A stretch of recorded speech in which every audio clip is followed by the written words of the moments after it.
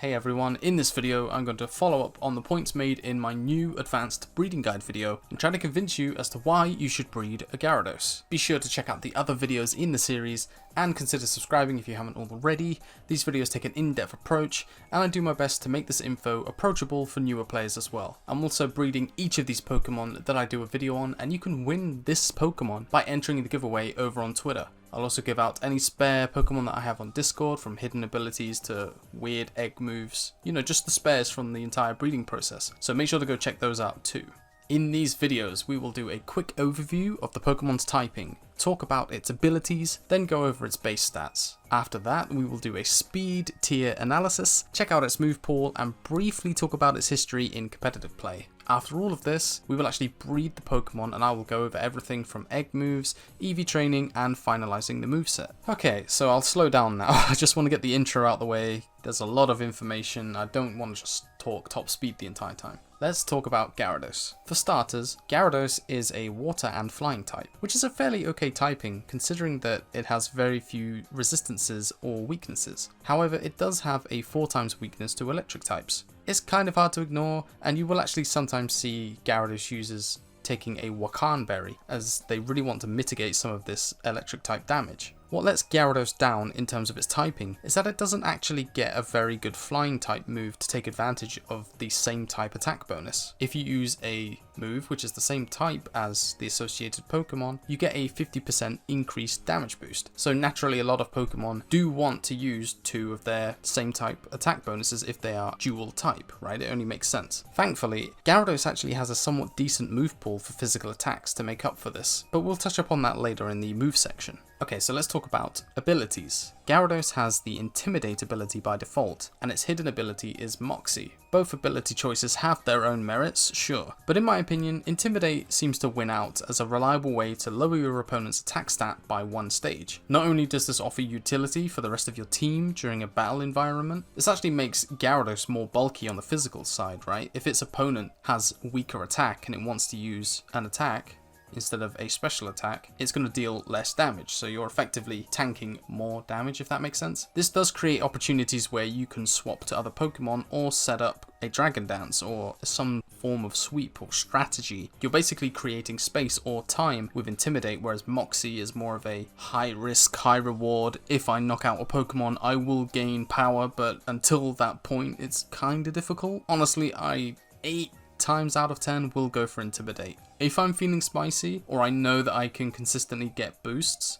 before I start just trying to kill everything, make everything faint, then I will pick Moxie, but until then, I like Intimidate. Okay, let's look at the base stats. Gyarados has a base stat total of 540, which is actually matched by Milotic. You can actually see that Milotic's base stat spread is numerically identical to Gyarados's. Other Pokemon with the same base stat total are Blissey, Snorlax, Kingdra, Magmortar, and Electivire, who are all pretty powerful threats in their own regard. Blissey is the highest tier Pokemon out of these, and it has a super high competitive usage, sitting in OU, while Gyarados, Milotic, and Snorlax are all a tier below in UU if you want to play by the Smogon rule set, maintaining their presence as convincing threats in this metagame. Looking closer at the base stat distribution, what stands out for me personally is the fairly high HP and special defense stats. Gyarados seems to have a decent amount of bulk, while still having a fairly good speed stat. Of course, we can't just gloss over the monstrous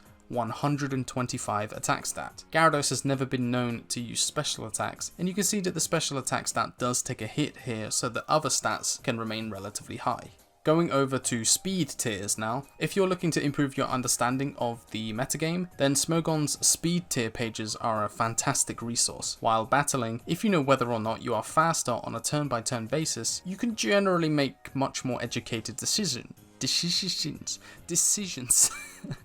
And that will even allow you to gain additional information, right? A Pokemon which normally wouldn't be able to outspeed you, to your knowledge, would reveal itself as being Choice Scarfed, for example. I'll continue to go over speed tiers throughout the series, so let's just go over a few examples for Gyarados now. Gyarados is 1 point faster than the 80 base speed Pokemon, right? So if they all go max speed with a speed beneficial nature, Gyarados will still outspeed by 1 point, so you're looking at Dragonite, Gallade, Mamoswine, and Togepi Togekiss, who all like to run Timid or Jolly depending on if they're special or physical Pokemon, Jolly Gyarados will still outspeed them as long as you also have maximum speed EVs. Gyarados' 81 speed stat is good enough for it to outspeed some notable threats with just one speed boost from Dragon Dance. It's able to outspeed a Jolly Nature Weavile, which has a 125 base stat in speed. For what it's worth, I really like Adamant Gyarados. However, a Jolly Gyarados with a +1 boost from Dragon Dance can outspeed timid natured Jolteons and Electrodes, who are some of the fastest electric types ever. You also outspeed some known choice scarfers such as Heatran, Uxie, and lesser used Togekiss and Gallade choice scarfers. Okay, let's talk about move choices. Gyarados gets access to Waterfall, Dragon Dance, and Crunch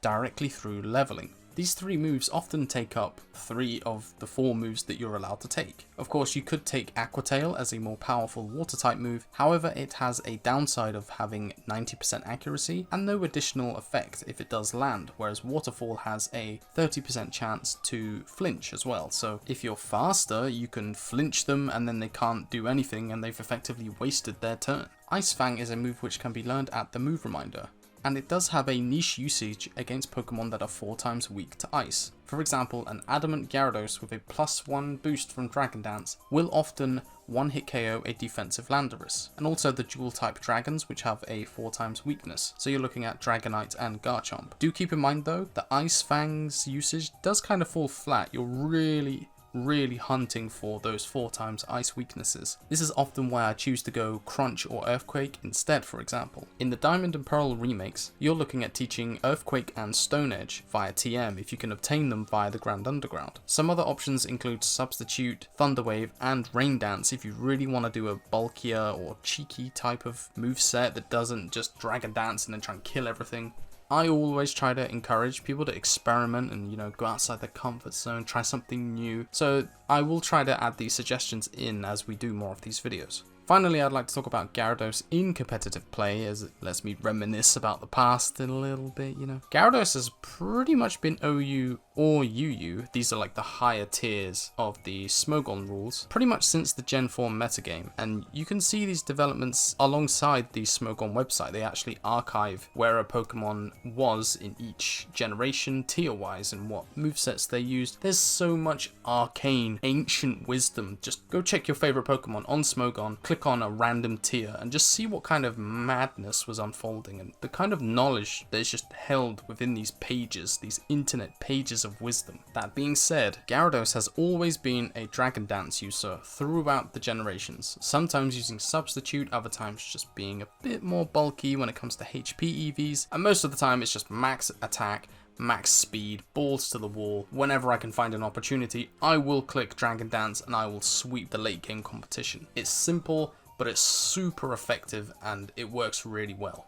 Okay, let's get to breeding our Gyarados, and remember that this is going to be the very same Gyarados I am giving away on Twitter, so make sure to check out the giveaway. I always start the breeding process by locking in the desired nature so that I can chuck on an Everstone. Of course, for this Gyarados I want to make it adamant, so I'll first obtain that. I will also look for high IV parents so that I can skip ahead for the IV breeding process, as this is a really important stage that you want to optimize, as it can really take quite a long time to get to higher IVs if you're not setting yourself up for success early on. Remember that I do have a from scratch series, so once again, please check out other videos before you move on to the advanced stuff. It's always good to master your fundamentals before you move on, and I see a lot of people making these mistakes and actually losing a lot of time where they're not breeding efficiently. Gyarados and, well, Magikarp specifically, doesn't actually inherit any egg moves, so we don't have to worry about that at this stage, but of course in other videos going over different Pokemon, we will be talking about bringing over egg moves that are very necessary for that Pokemon strategy, so don't worry about that, we'll touch on it as we get there. We're of course looking for 5 perfect IVs in every stat except for special attack, and we don't want to use the hidden ability, we're going for Intimidate on the Gyarados. This is a simple breeding process, get your Magikarp, breed up the IVs, make sure it's adamant, and then we can move on from there. A few eggs later and we have the Magikarp for the job, so what I will do next in this situation, once I have the right Pokemon, I will give it Pokerus. You can use this to double the EV training yield and then begin EV training. I did choose a very simple EV spread for this, we're going straight for maximum, maximum attack and maximum speed, with the remaining 4 EVs being dumped into defense just for that extra 1 point. After we finished EV training, all you really need to do at this point for Gyarados is finish leveling it to level 50. Level 50 is the baseline for online battles, which means that if your Pokemon is higher than level 50, all of its stats will be scaled down, so make sure that you train all of your Pokemon to at least level 50. At this point, double check that you've given all of the correct moves to finalize your moveset. I personally always make notes, you know, do I need to teach a move by TM? Do I need to give an egg move? Did I forget to teach a move when it leveled to level 38? You know, things like this that could save you hours of time. Trust me, we have all messed something up at some point, had to go back, and it's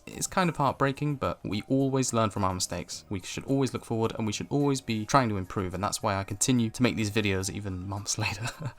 But yeah, this is the very first Pokemon that I've finished in the series. I hope you guys like this format. Give me some sort of criticism, as I could definitely improve things. It's a lot of info, and then there's a small portion of gameplay, but it does take hours of time preparing, researching, and also breeding the Pokemons. I'm interested to hear what you guys think. Make sure to look back at the channel in a few days, as there will be another video. I've done 6 of these ahead of time, just to make sure that I have a few of these out there for you guys to taste and enjoy, learn something new. And yeah, if you want to drop by on Discord, you want to tweet me some pictures of your progress, or just say, hey, good job on the videos, I guess. All of that is great. I love any sort of interaction. That's it for this video. Thank you guys for watching. I hope you learned something new, or maybe you considered breeding a Gyarados. That would be great. That's all from me for now. So see you later, and maybe see you next time.